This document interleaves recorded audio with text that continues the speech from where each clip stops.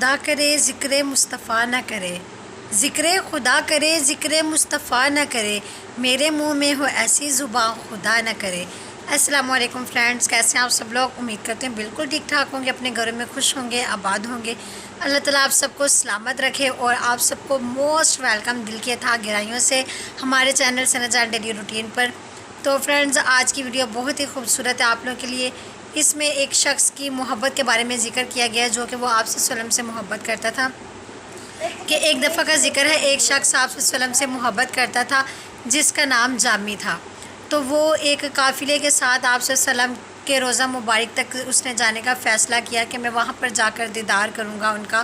تو وہ اس قافلے کے ساتھ روانہ ہو گیا۔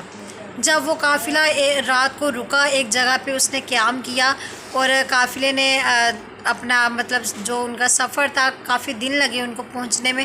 تو جب رات کو انہوں نے ایک جگہ پہ قیام کیا، وہ ٹھہرے آرام کرنے کے لیے، تو اس قبیلے کا جو سردار تھا، اس قافلے کے سردار کے خواب میں حضور پاک صلی اللہ علیہ وسلم تشریف لے کر آئے اور فرمایا کہ اے سردار، تیرے جو قافلہ ہے اس میں ایک شخص ہے جامی نام کا، وہ تیرے قافلے کے ساتھ آ رہا ہے، تو یہ کوشش کر کہ وہ تیرے قافلے کے ساتھ نہ آئے، اس کو اپنے قافلے سے تم نکال دو۔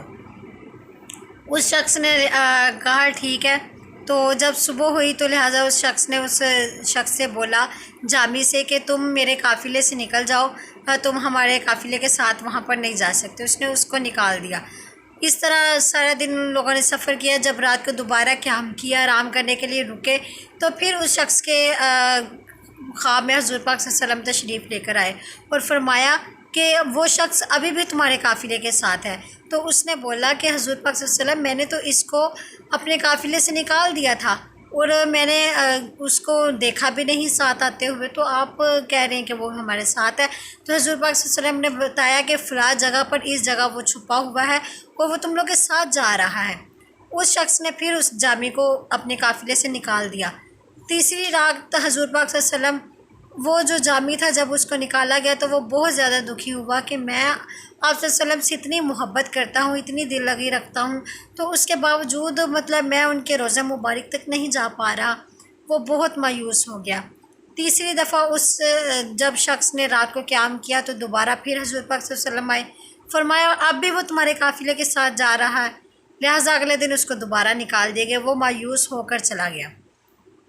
جب چوتھی رات حضور پاک صلی اللہ علیہ وسلم اس شخص کے خواب میں آئے تو اس نے عرض کی کہ یا رسول اللہ، یہ کیا ماجرا ہے؟ وہ شخص آپ سے اتنی محبت کرتا ہے کہ ہم اس کو نکالتے ہیں لیکن وہ پھر چھپ چھپ کے ہمارے ساتھ آ جاتا ہے، تو آپ ایسا کیوں کر رہے ہیں کہ وہ ہمارے ساتھ نہ آئے؟ آپ اس کو کیوں نہیں آنے دے رہے؟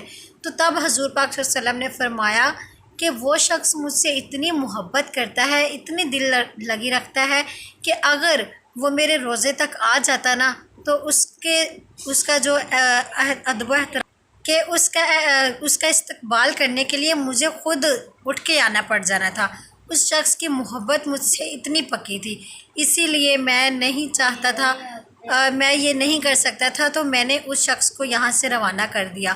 اگر وہ آ جاتا تو میں خود اس کے استقبال کے لیے اٹھ کے کھڑا ہو جاتا۔ وہ شخص مجھ سے اتنی محبت کرتا تھا۔ تو فرینڈز، دعا ہے اس ربیع الاول کے مہینے کے صدقے وسیلے سے اللہ تعالیٰ ہم سب کو بھی ایسی محبت اور دل لگی رکھنے کی توفیق عطا فرمائے اور ہماری زندگیوں میں بہت زیادہ